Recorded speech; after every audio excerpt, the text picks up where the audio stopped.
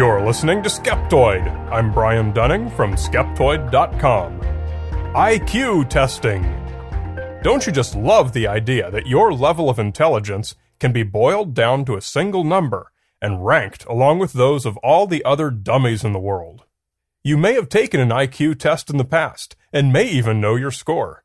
It's an unfortunate fact of statistics that half the people walking around are below average intelligence.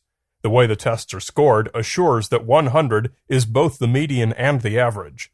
And sometimes we question the value of force ranking ourselves and assigning so much cultural significance and stigma to it, based on one narrow metric.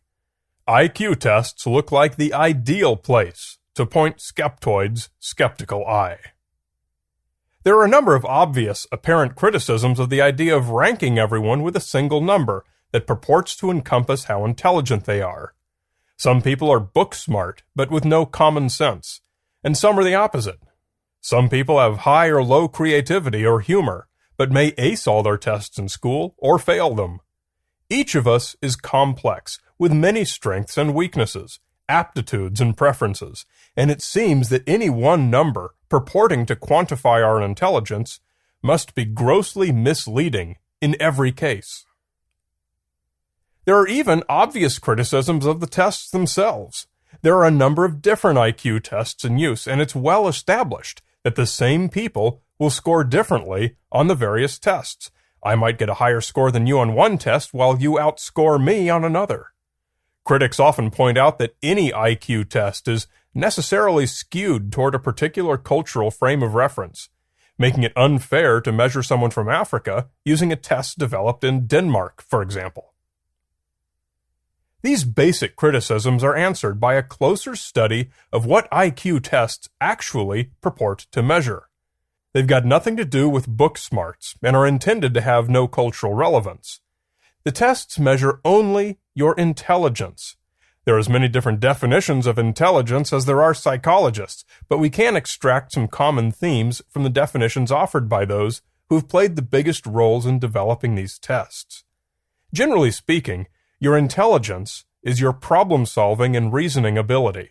It encompasses learning, planning, and understanding. IQ testing has an ominous history. It originally grew out of the eugenics movement in the United States around the turn of the 20th century. The basic idea of eugenics was to identify desirable traits, such as intelligence, health, even financial success, and to increase birth rates among such people.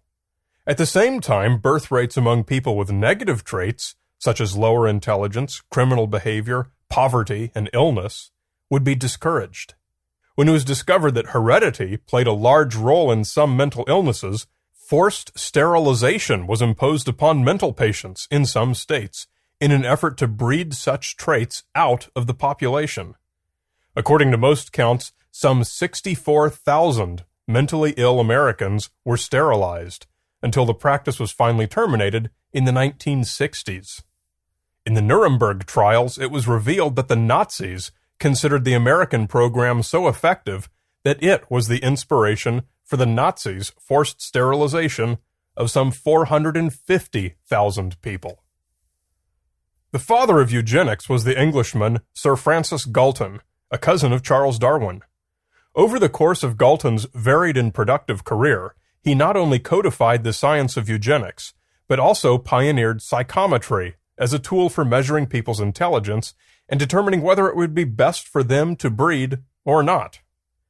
Galton coined the phrase nature versus nurture and identified the trend of regression towards the mean, though his original term for this was reversion towards mediocrity.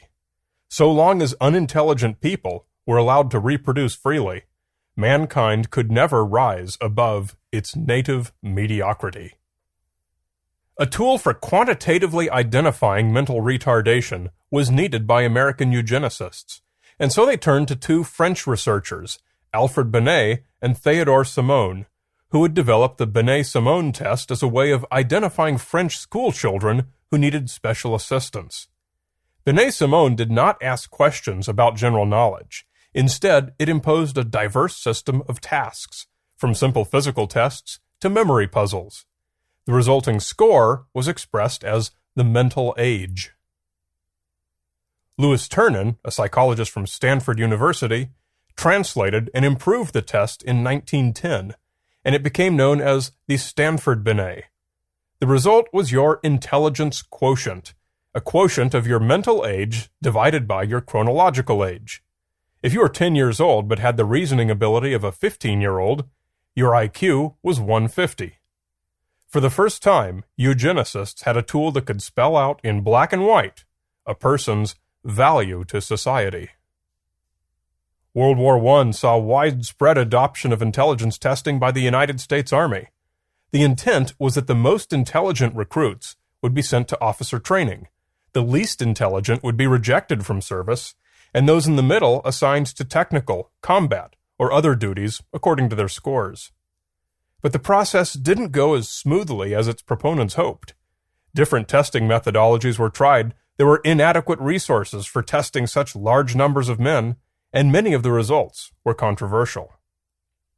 What arose from this was a thorough revision of the scoring, developed by David Wexler, the chief psychologist at Bellevue Psychiatric Hospital. As a young man, he'd worked with the Army during its troubled attempt at implementing intelligence testing. His innovation was to grade the tests on a curve, with your score representing your placement within the distribution of all the aggregated scores. This is now the universal standard. The scoring is designed in such a way that graphing all the scores of a given population will result in a perfect bell curve. The intent is for the peak of the curve to hit exactly at a score of 100, which should represent about 2.7% of the population, with the long tails of the curve petering out at about 50 and 150. For those of a statistical mindset, the distribution is intended to have a standard deviation of 15. Whenever the tests are revised, we're now using Stanford Binet 5, the scoring system is reset so that the average is again 100 and the standard deviation is again 15. We still call it the IQ, even though it's no longer a quotient. Well, we're not practicing institutionalized eugenics anymore, and IQ scores no longer restrict where we can go and what job we can have. So is all the controversy gone from IQ testing? Not hardly.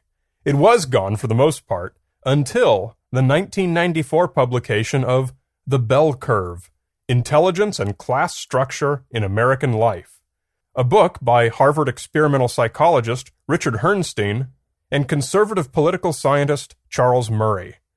The controversy came raging back with a vengeance. The Bell Curve's central thesis pointed out many inconvenient and politically incorrect socio-political implications of IQ scores. The nice way of summarizing it is that intelligence is the strongest predictor of factors such as professional success, criminal activity, and divorce rates, and thus correlates strongly with various socio-political and ethnic groups across the country.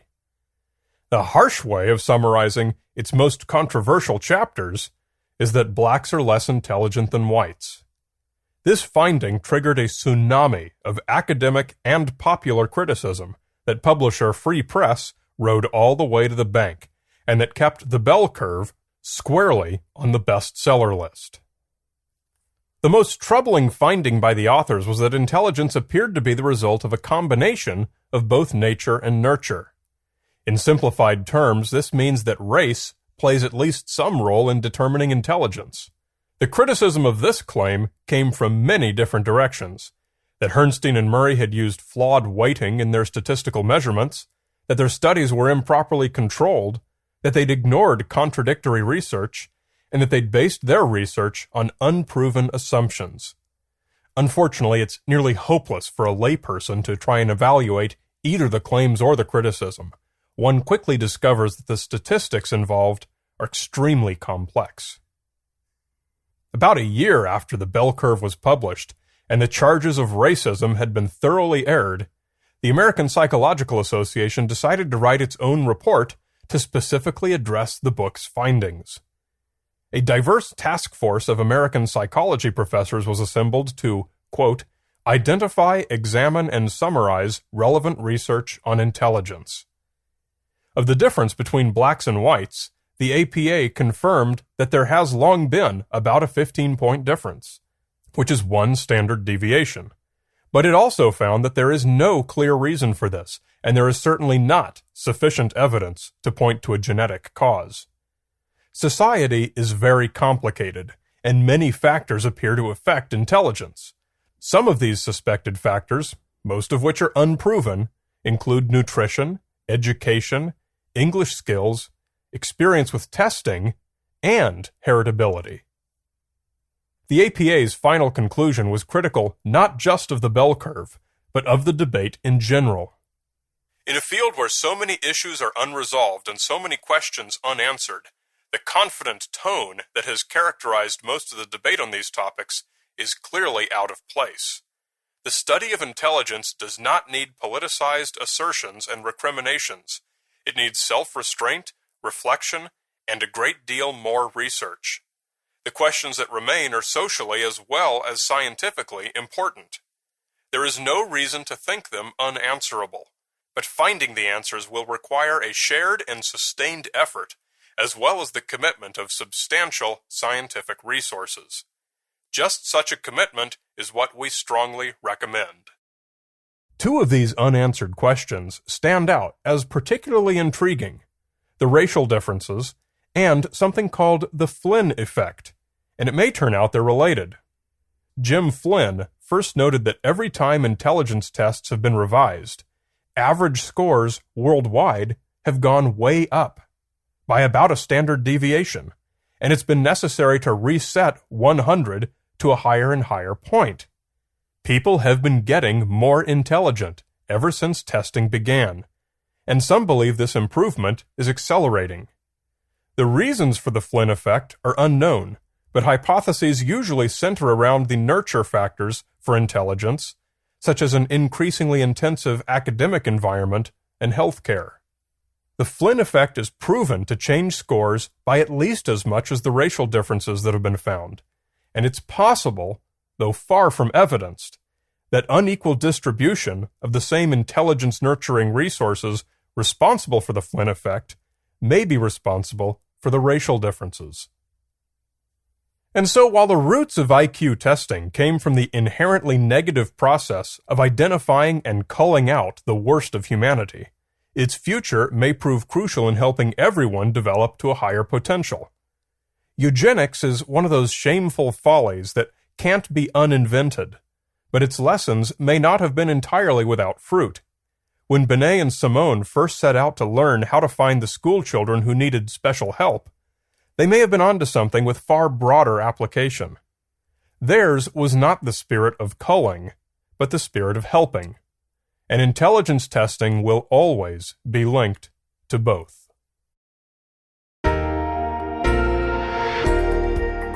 Follow Brian Dunning on Twitter for an extra daily dose of skepticism. You're listening to Skeptoid. I'm Brian Dunning from Skeptoid.com.